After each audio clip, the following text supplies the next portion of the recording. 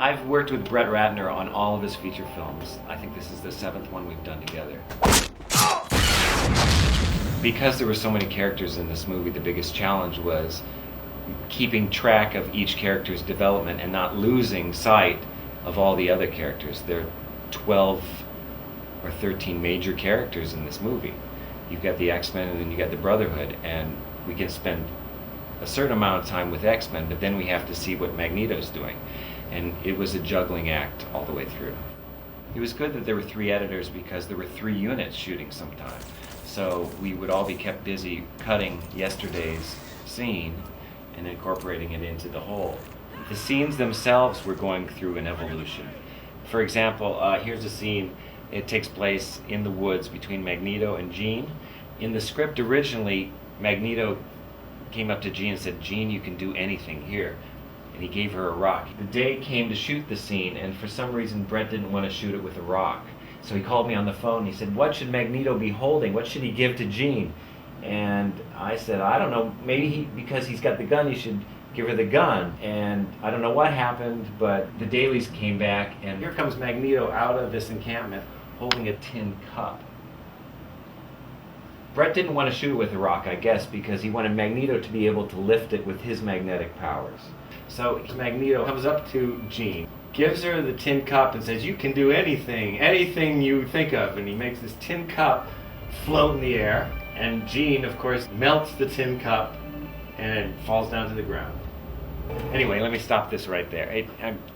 The idea of the tin cup was sort of laughable to us, but it had already been shot. But we figured we could do better by just shooting an insert of Magneto holding the Kier gun. So what we had to do is digitally replace the tin cup with a gun.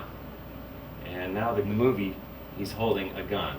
See, really, he's holding a tin cup, you can see right over here. But we framed that out. So when we rolled it, I thought to myself, why Charles? he lifts up a gun. By shooting just 2 shots, we completely changed what happened in the scene. The insert of the gun, the other was a reaction shot by Magneto here.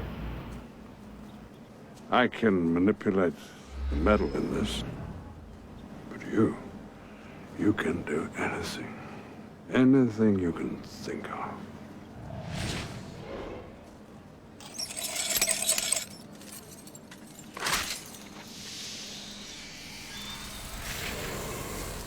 Jean, enough. Enough!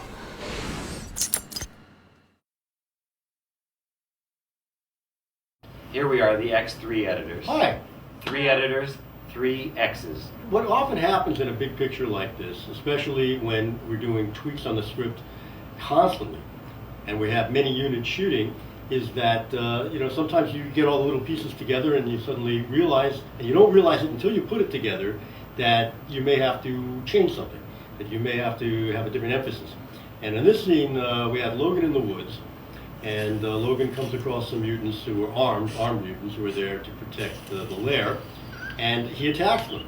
And then when we saw this scene in context, with other scenes around it, we realized that it made Logan out to be just kind of a cold-blooded killer. Yeah.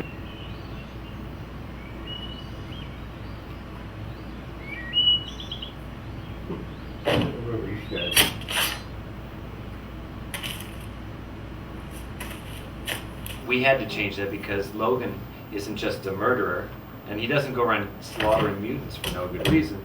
So we had to give him a reason to slaughter a few mutants and salvage a little bit of that scene. But what we ended up doing was pretty much creating a whole new scene and shooting a whole new scene. We had to convince the producers in the studio that this needed to be done. It makes Logan look more heroic, and if he's on the defensive, it was better. So what we did was we got, first we had to think up a scene. So we here in the editing room we had to think, well, it would be cool if he should be attacked by a mutant, one of Magneto's Brotherhood. We thought that Spike was a pretty good mutant. He basically grows Spikes out of his arms, bony from his spikes bones. out of his bones. and they come out of his skin, and he uses them to throw at people. A worthy adversary for Logan. So we scripted this scene. We storyboarded the scene. We had storyboard artists do the boards. We cut it together as a sequence. Basically, Logan's in the woods, and he senses something, but then Spike appears, you see the scene, and then starts throwing his spikes, and we go through that whole thing. Then there are reaction shots of other mutants who now appear to be hearing Spike throwing his spikes. And those are from the original shoot, and they're the ones who originally were attacking them. Right. And so now it's like they're attacking them after Logan had been attacked first.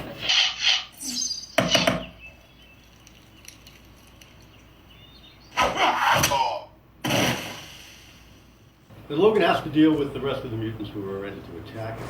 But the amazing thing is that if you look at the scene, I think that when you watch it, you will have no idea what parts were shot earlier and what parts were shot later, because in fact, it all kind of becomes a seamless piece of film that really seems to build and really has a story progression.